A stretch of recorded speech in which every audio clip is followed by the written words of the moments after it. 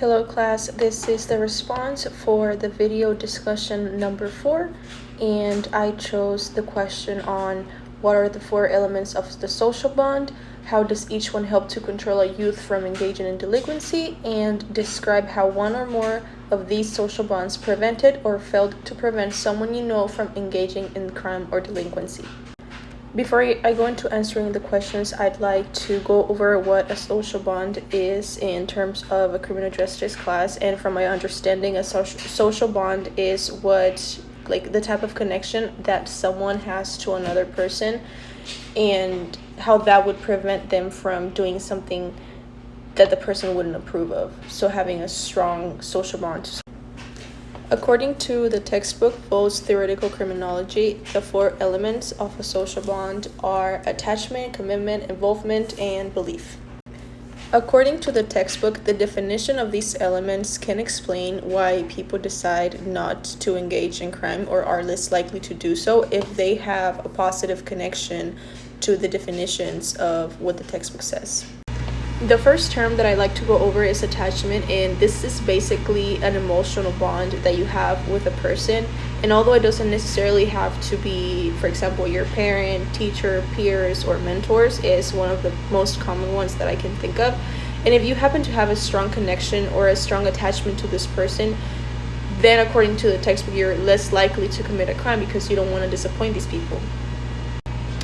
The next definition is commitment. This basically means having a long-term goal or having the dedication to do something in the future that is going to prevent you from jeopardize those goals for criminal activity or taking the wrong decision.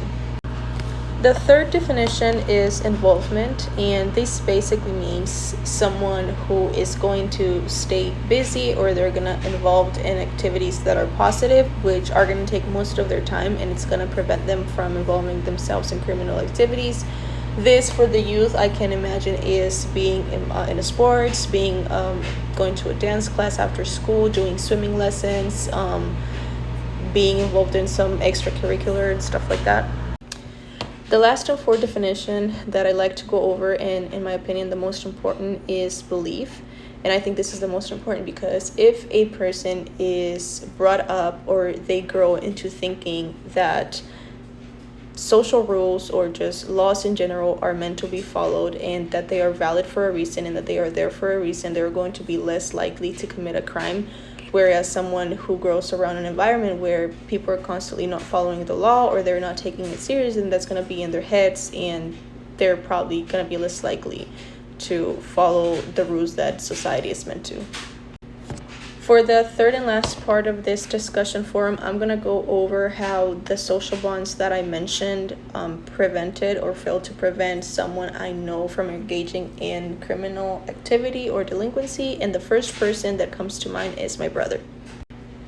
Although my brother is 16, he is in high school and he deals with a lot of peers and people who do not make the best decision on a daily basis. We live in a border town, which I think puts into perspective of the fact that there's a lot of people doing illegal things across the border.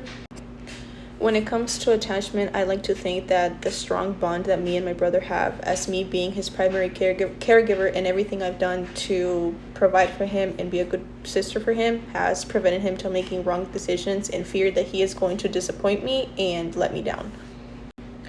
When it comes to commitment, I know that my brother wants to join the military when he turns 18, so I like to believe that that goal allows him to think twice whenever he encounters a decision of doing something that is not right.